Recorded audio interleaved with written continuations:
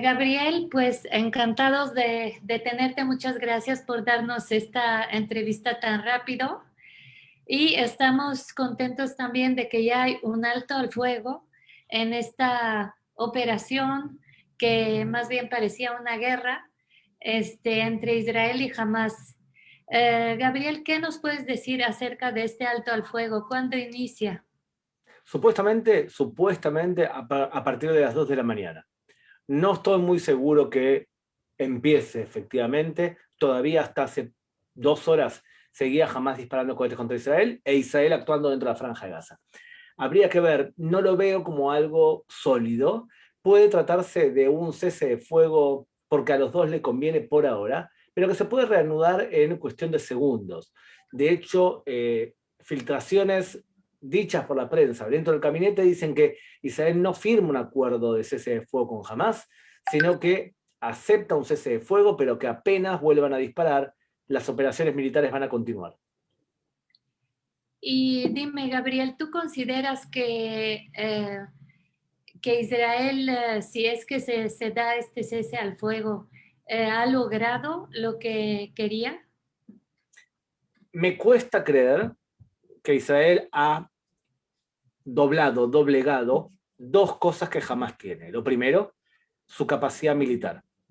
Ahora muchos políticos y muchos militares aseguran que jamás sufrió pérdidas terribles y que el golpe fue realmente contundente. Yo soy un poco más escéptico porque escuché la misma canción en las anteriores eh, enfrentamientos.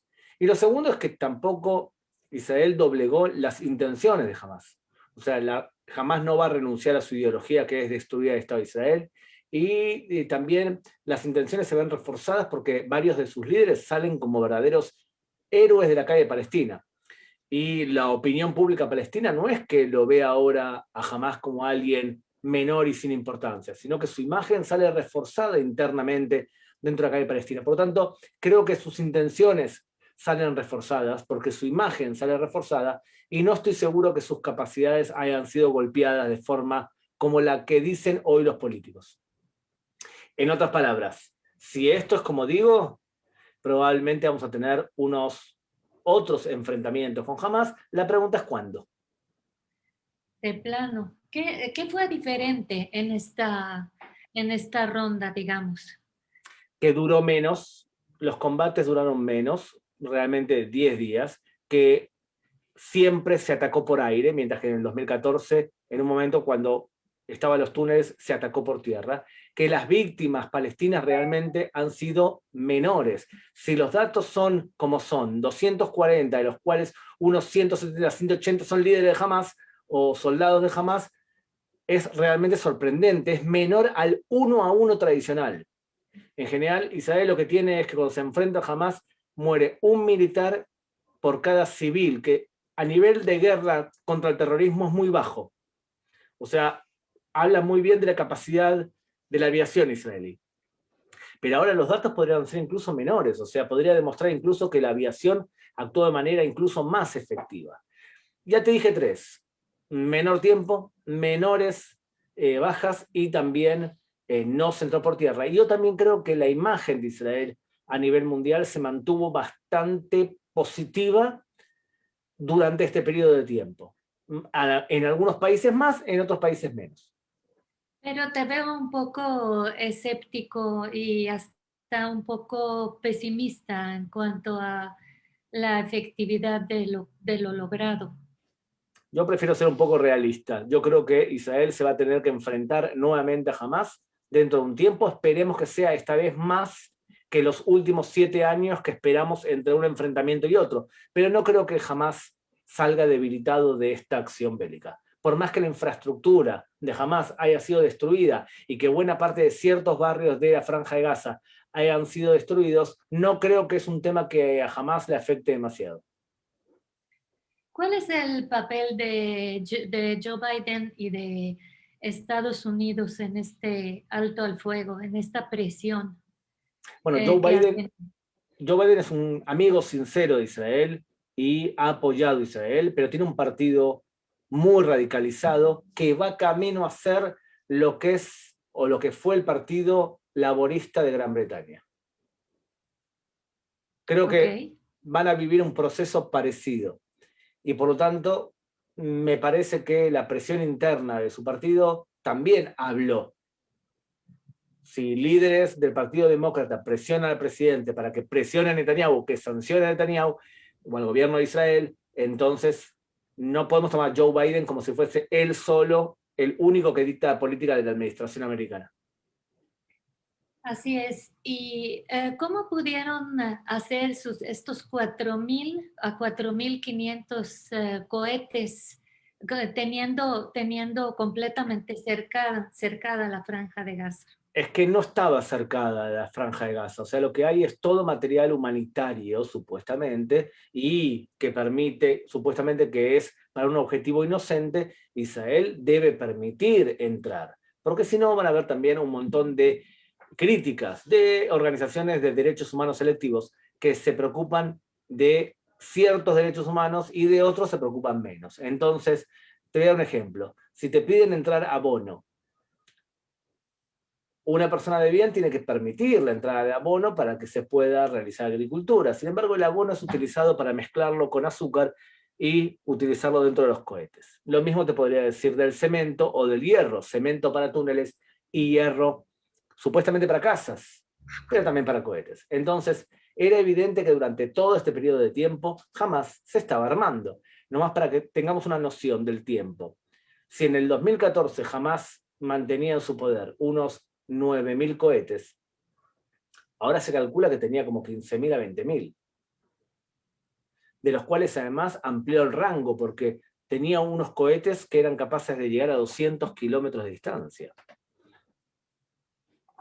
¿Qué se requiere para de plano neutralizar a Hamás si es que se puede?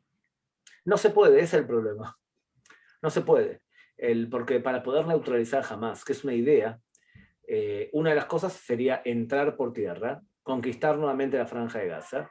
Y la pregunta es, ¿y a quién le das la Franja de Gaza? ¿A Mahmoud Abbas? Mahmoud Abbas no es muchísimo mejor que Hamás. Mahmoud Abbas intenta demonizar en toda oportunidad posible a Israel y llevarla a juicio en toda posibilidad posible, y le paga el 11% de su presupuesto a asesinos de judíos, incita la violencia a través de su canal de televisión. Yo creo que Mahmoud Abbas es un poco mejor que Hamás y está bien que se quede en la autoridad palestina. Ahora, que nosotros sacrifiquemos a nuestros soldados entrando por tierra para conquistar la Franja de Gaza, para dárselo a ese responsable, yo creo que la política actual del gobierno israelí fue bastante certera. Fue intentar mantener débil a Hamás. Y algunos se quejan y dicen, pero Israel incluso le entregaba dinero a Hamás. Cosa que es una manipulación de la verdad. Quien diga eso simplemente no entiende qué es lo que ocurrió. Qatar le daba dinero a Hamás. E Israel permitía el paso de ese dinero. ¿Por qué? Porque si tú no permites el paso de ese dinero, no pueden pagarle los sueldos a los empleados públicos. Y te van a acusar de una crisis humanitaria perenne y la violación de la Convención de San Remo de 1995. Tú puedes sitiar a un territorio, pero no lo puedes provocar una crisis humanitaria. Y para eso tienes que permitir, aunque sea el pago de los sueldos. Y fue lo que Israel hizo. Algunos dicen, Israel tendría que cortarle el agua a los palestinos, tendría que cortarle la electricidad a los palestinos, tendría que impedir que pasen camiones. Yo pienso que no. Tú no puedes, desde el punto de vista legal y tampoco humano, someter a la población palestina a esos castigos, que son castigos colectivos. ¿Cómo ha sido la prensa internacional? Tú que has estado dando un montón de pláticas, ¿cómo ha sido la reacción de la prensa internacional en esta ronda de 11 días, suponiendo que ya se terminó? Suponiendo que ya se terminó, es verdad. Yo creo que hay tres cosas que han sido beneficiosas para Israel. La primera, que el mundo sabe mejor que es un grupo islamista. Después de las Torres Gemelas, después de los atentados de ISIS, después de los atentados en Europa, queda cada vez más claro que lo importante es entender radicalismo islámico y que volvemos a lo que ya escuchaste varias veces de mi boca, sobre, que yo en general cuando escucho a alguien que habla del Medio Oriente, de política del Medio Oriente, y no se especializa en Medio Oriente ni en Islam, ni en tribus, yo en general, en forma casi automática, le presto menos atención. O sea, lo primero es, la gente sabe más que Hamás es un grupo terrorista y que quiere un grupo islamista. Lo segundo, que veníamos con una muy buena imagen positiva por el trato de Israel sobre el corona. Durante varios meses se hablaba bien de Israel, como un ejemplo de cómo se había vacunado a toda la población, y eso creó un antivirus, o sea, una imagen positiva que hace que la información negativa penetre con más dificultad. Y lo tercero es la tecnología. Porque ¿qué ocurría? Muchas veces cuando se analiza el Medio Oriente, se llama al mediador local, que es una persona, en este caso de México, de Colombia, que se especializa en Medio Oriente o analiza el Medio Oriente o sabe política internacional. Y esos mediadores a veces conocen el Medio Oriente, pero no viven en el Medio Oriente, o bien traducen el Medio Oriente al materialismo, o sea, te dicen que todo es por ocupación, como escuché incluso a unos periodistas por ahí diciendo que todo era por una guerra, por la salida al mar, o chorradas, ¿verdad? O sea, ¿por qué digo chorradas? Porque son intentos materialistas de intentar explicar un conflicto que no entiendes. Todo materialista intenta buscar que el conflicto es por tierras, por agua, por petróleo, y no por lo que dice Hamás. Hamás dice que es por una cuestión netamente religiosa. Entonces, muchos analistas mediadores hacen eso. Y por otro lado, también tenés a veces que analistas internacionales son los encargados de tratar todos los temas internacionales. Y a veces no saben de todos los temas internacionales. A veces saben, algunos saben más y otros saben menos. O sea que cuando tú utilizas un mediador local, a veces ese mediador local hace mucho daño a la forma de entender el conflicto, por lo que te acabo de decir. De pronto, con la tecnología, cualquier canal de televisión puede comunicarse con cualquier israelí que está aquí y puede escuchar en mexicano, con acento mexicano, y con acento argentino, con acento uruguayo, un testimonio de primera mano de personas que están con el Zoom hablando directamente de la zona de combate, o te está contando su propia realidad, o tenés un analista que habla tu propio idioma y te da un enfoque mucho más completo y complejo. Y por lo tanto, yo creo que esas tres combinaciones han hecho que, como no entramos por tierra y no aumentaron las imágenes negativas sobre Israel, nuestra imagen no es tan mala. En muchos países incluso ha sido buena. En países grandes como Argentina, en países que se permitía, incluso en canales tradicionalmente anti-israelíes, se permitía que los dos lados hablen. Y eso ya es una bendición. Es verdad que en otros países como España, con la tradicional mirada antisemita, no hay forma de decirlo de otra manera, que tienen en España, y bueno, la gran mayoría de coberturas de España fue como nos tiene acostumbrados. Pero Uruguay no fue así, Brasil no fue así, Colombia no fue así, en Paraguay yo escuché muy buenas entrevistas, en Chile incluso también, o sea que yo creo que a nivel general no estamos tan mal. ¿Qué escuchaste de México? Escuché lo que escucharon todos. Definitivamente. Gabriel, otra cosa que hubo también en esta ronda es que hubo problemas internos, como una especie de pequeña guerra civil dentro de las ciudades, con bandos árabes apedreando a judíos, quemando sinagogas y al mismo tiempo bandos judíos allí que quemaron un muchacho, etcétera. Eh, ¿Cómo crees que después de este alto al fuego se pueda restituir esta tranquilidad o esta convivencia, esta coexistencia ejemplar que teníamos? Bueno, va a ser difícil. Además, estábamos en un proceso de acercamiento muy bonito. Después de la campaña de vacunación y después de la primavera árabe, en donde los árabes de Israel veían que estaban viviendo en un lugar diferente en el Medio Oriente, que querían quedarse acá, incluso partidos políticos que hablaban de formar parte del gobierno de Israel, cosa que para mí es una bendición. extremistas dentro de los árabes dieron lo que yo llamo unas patadas de ahogado, intentando todavía fomentar esa discordia. Y en algunos lugares lo lograron. Por ejemplo, en Akko, en Lod, lo lograron definitivamente. En el Fajem, que es el centro del radicalismo islámico dentro de los árabes en Israel, evidentemente también. Por otro lado, también vemos el fenómeno del radicalismo judío, que algunos incluso echan la culpa al primer ministro de Israel por haber solapado dentro de su alianza a fuerzas de extrema derecha.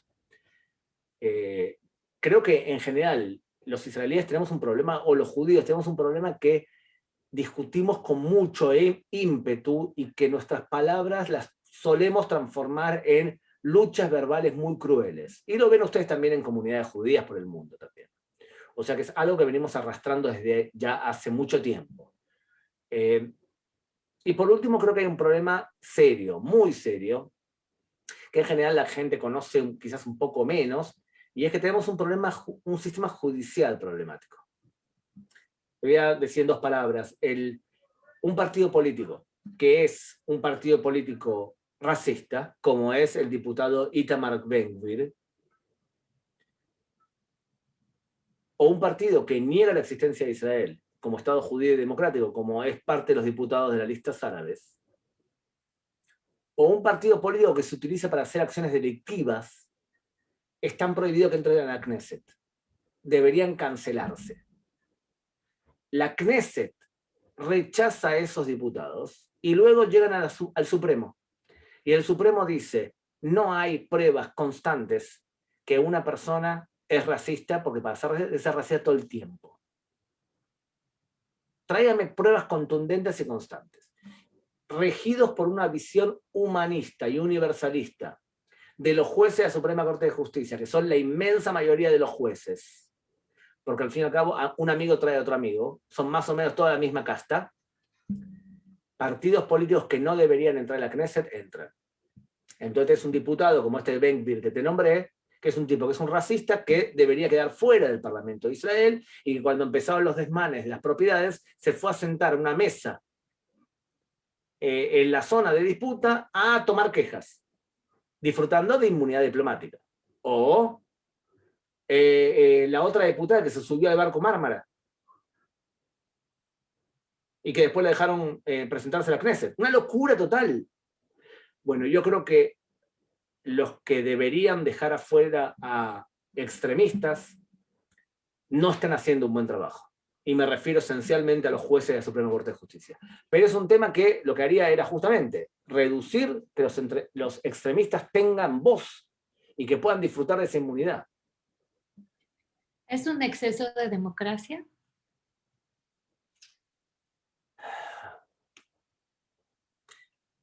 Es un problema que tenemos en general y que está ligado a toda una concepción de mundo que no es el único problema que hace.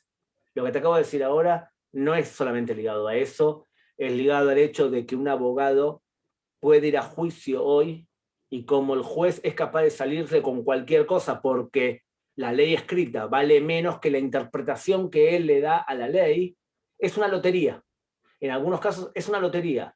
Y es un problema que, siendo estudiante de abogacía avanzado, te digo que no lo veo en muchos países que tienen una democracia más endeble que la israelí.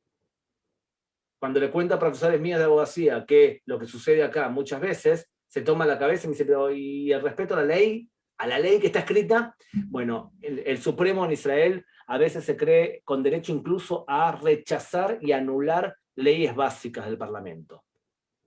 Por ejemplo, la ley básica Estado-Nación, que el Supremo la recibió para discutir si era legal o no era legal. El solo hecho de tomar el caso ya es una aberración. Es una ley básica aprobada por el Parlamento, que no contradice ninguna ley básica anterior.